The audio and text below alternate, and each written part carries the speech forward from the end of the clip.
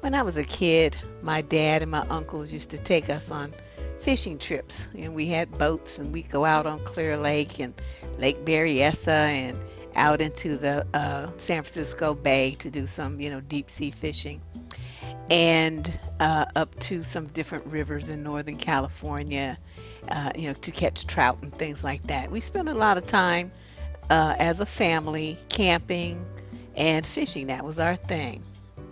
And as I got older, I realized, once I got to my teens and started dating, I realized how much dating is like fishing. And that's what I wanted to talk about today. And I made a reference to this in some video. I don't remember which one. I kind of gave the analogy of fishing, but I wanted to kind of talk about how women need to understand that dating is a sport. I mean, you have to look at it as a sport where there's going to be plays run, and there's going to be like some equipment that you need to have to play the game successfully, and how you need to understand that there's going to be basically you're going to be getting some points here and there, or you're going to be getting fouled out. I mean, it's all the same. I mean, if you understand sports, you play sports at any level, you can understand what I'm saying, and I'll run you through this as we move along. Now, what we have to look at is,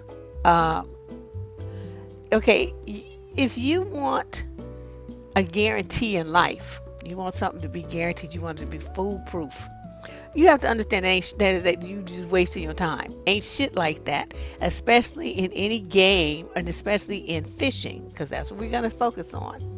When you go out to go fishing, it's basically you're looking for at an afternoon of fun or early morning or whatever, all day of fun in the nature, and with friends or family or whatever, eating food and trying to catch some fish. Okay, that's what you tell yourself you're trying to do. Sometimes you will catch and sometimes you will not. Just like when you put on your gear and go out to some parties and clubs. Sometimes you catch and sometimes you don't, right? And in each environment, you operate on the reject tip. Like here in California, there are certain measurements that the fish and the crabs and everything have to be a certain size in order to be considered fully developed. Otherwise, you're supposed to throw them back and let them mature and reproduce and things like that. So I think the Dungeness crabs, the minimum is like 5 3/4 inches, and that's the minimum size. And then I thought, well, I should be the minimum size for a man too, and you know what I'm talking about. So I was laughing at myself because I thought, okay, you have a dirty mind. This is too funny. But you know what I'm talking about. There's minimum performance standards for pretty much everything. But really think about the dedication that fishermen have. If you come from a family where there's some fishermen, you've seen this firsthand. If folks be getting up at 3 o'clock in the morning and they bundle up like they going to Alaska, and the 17 layers of clothes, and they get in their vehicle and they go out there, drag that boat out there, and they spend hundreds of dollars on bait and on tackle, on special fishing shears and hip boots so they can wade out in the water so they can get closer to where they imagine the fish are. And they drive up to the boonies, and here they are with their lanterns and shit. They cost even more money. I mean, people do all this stuff in the hopes that they're gonna catch this one or two little measly ass fish, right? And that shows you the dedication. And they will true fishermen will do this week after week after week. They never lose interest. So if you're looking for a relationship, I'm telling you, you have to have that same kind of dedication. Just like if you were looking for a job, I mean, anything that you really want in life, you got to put some energy into making it happen. My purpose here is to try to guide you in how to do it in a way that leaves you as damage free as possible. And that's important. I think that's something that women really need to focus on, and that is making sure that you do take the steps necessary to make smart moves as you move through your dating. You got to have like a good strategy. That's the word I've been trying to find, stumbling around trying to find. So, you got these fishermen, right? And they're having a good time. There's no guarantee they're going to catch a fish. But here they are, messing with that wiggly ass bait and this stinky stuff. And, some of the bait looks absolutely scary, to tell you the truth. My aunt used to use this kind of, it looked like a centipede or something. I forgot what they call those things. Bloodworms or something like that. Oh my God, it was the nastiest looking thing you've ever seen in your life. I refused to touch them. But, we would go fishing out in the bay, off the piers in San Francisco Bay. That's what she would use. And she would be coming back with perch and rockfish and, different things like that. And so I guess that's what they liked. And that's another thing that we have to remember is when you're fishing, you don't worry about what you like. What you think, what you want, what you think is fair, what you think is equitable, what you think is better than the other thing. You don't worry about that. You worry about giving the fish what the fish wants. If you want to catch the fish, you got to give the fish what the fish wants. That's the problem we have with so many of these dudes, is they want to give you what they want you to have and not what you as the fish girl want. So that's why they end up, in their TFL in their basement making videos and ranting and raving about nobody wants them. When you understand that you're fishing, dudes, you're fishing. You're down at the pond. You're trying to get a fish. You got to give that fish what it wants. Or the fish is not going to bite if you don't give it the kind of bait that it wants to eat. And that's how you catch a fish.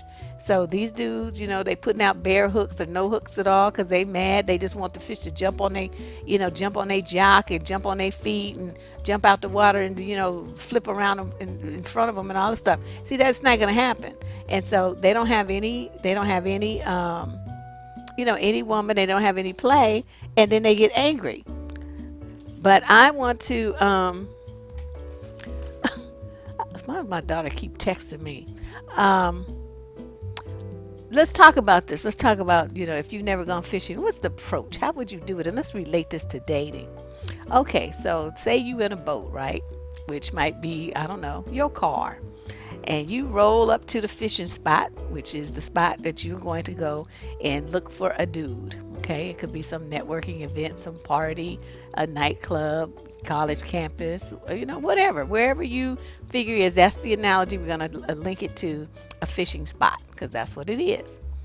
So you all dressed appropriately. You got your bait working. You're looking good. You're smelling good. Everything's working for you.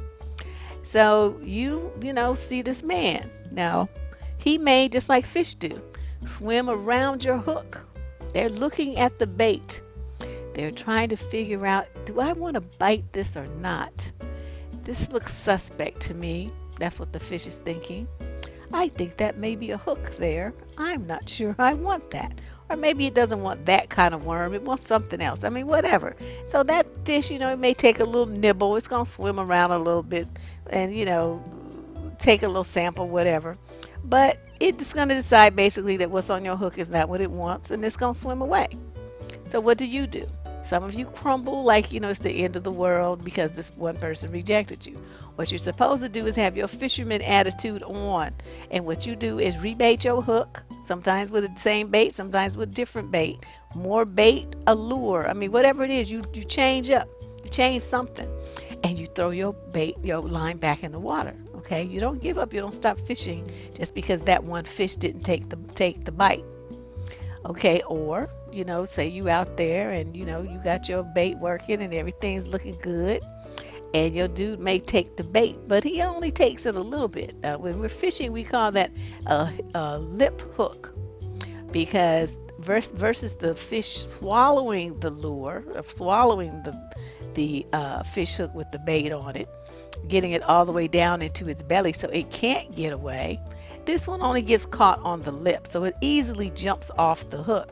So as soon as you try to reel him in and land him, he wiggles around and then he jumps off the hook. He hits the water with a big splash and he swims away real quick and disappears into the dark. It's almost like he was never there. You aren't even sure you really saw the fish, but you got the story to tell. Well, I almost had him. He was on the hook and then he got off and da-da-da. But inevitably what happens in a situation like that is the fishing person got too anxious. They started reeling too fast. They didn't wait until the fish hooked itself. They tried to hook the fish. And then of course, it's just too aggressive. You got to be use finesse when you handle your fish. When you want to get it out the water into your fish bucket, you have to use finesse and you have to be patient. And you got to let the fish hook itself. Okay, so that's a fishing lesson that also can relate to dating. Then there's a third option, and that's where the fish is going to look at the bait. It's going to take a nibble, be like, that was tasty. And then with a big old gulp, he's going to swallow the hook all the way down. So when you yank that pole to set the hook and reel him in, there's no way in hell that fish is getting off that hook. It's yours. That is your fish, and ain't shit the fish could do about it. You reel it in, and that's yours. So you can do that at a leisurely pace. You can just let the fish flip around and try to get off the hook, and just wear his little self out. And then when he gets tired, you just reel him in and just look him in the eye and be like, "Hi, fishy, you're mine." And that's pretty much how it is when you have to deal with a dude. Now sometimes there's gonna be things on your hook that you really don't want. You throw the hook out there, you don't always, once it disappears in the water, you don't really get to pick and choose what thing takes a nibble, or what ultimately ends up on your hook sometimes, because you think you got a good fish, right? And you pull that sucker up, you got a shoe, you got like some seaweed, you got a piece of tire. I mean, there's all kind of things people throw into lakes, rivers, and streams, and in the ocean that will get on your fishing hook. That's not a fish. It's something that's, or it's too small. It's inedible. It's, some different kind of species. It's garbage. I mean, whatever it is going to be something that you can't count as a fish, and you can't, take it home, and it's really a horrible, horrible thing. So those you throw back. They even have programs in some national forests called the Catch and Release program, where they let you have the entertainment and the fun of fishing, but with the goal of not keeping any of the fish that you catch. You just put them all back in the water. I don't see what the good is of that, but I mean, some people like that approach, and I guess that would be like a commitment phobic, true dream. Because you go into it knowing that you don't have to commit to any of the fish, because all the fish are going right back where they came from. So there's your another analogy. So where do you find the kind of fish that you want? It's important to understand what kind of fish you want, because as you go like to any grocery store, you see the wide variety of fish. There's freshwater fish, there's saltwater fish, there's big fish, there's small fish, there's fish that taste salty, and there's fish that taste like whatever. But you have to know what kind of fish you want. That will determine what kind of quality you're going to look for, how many bones are in it, where it's located. Is it in murky, muddy water like a catfish, a bottom feeder type? Or are you looking for some kind of, prized, classically highly desired sturgeon or something? I mean, you have to decide what kind of fish you want. There's like the little calm lake fish, and there's the stock pond farm raised trout that are, like a dime a dozen type of fish, which would be a dime a dozen type of basic dude. Or do you want a wild fish that lives out, in the river and spawns and does all that stuff? I mean, a hardy, really, hard survivor type of fish. I mean, what kind of fish do you want? You want a little fish that, is tasty to eat? I mean, here we go again, dirty mind. But, you have to think about all of these things, and you relate them to fishing. And if you have anybody in your family who knows how to fish, this would be a good and very interesting and probably hilariously funny conversation to have with them, and they ask their opinion. How do you think fishing relates to dating? Are men like fish if the woman's the fisherman? How does that work in your mind? What similarities do you see? And see what the old folks have to say, because I'm sure they have some very witty insights to share. But that's just something I was thinking about. This isn't really anything too serious, but it just kind of amazed me the similarities between what goes on in the dating world and what goes on in the sport of fishing. Because, if some shit is raggedy, you be throwing that thing back with the quickness.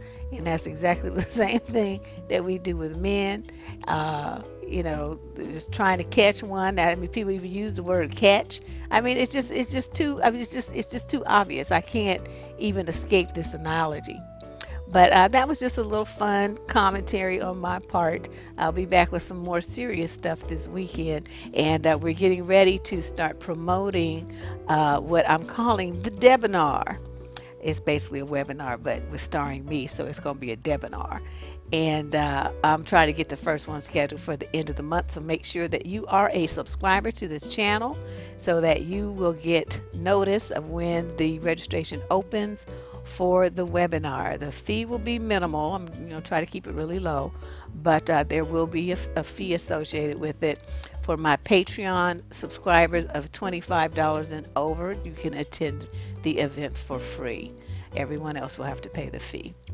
But look for that. I'll let you know more about the topic and the platform later. But this is Deb Cooper from survivingdating.com signing out.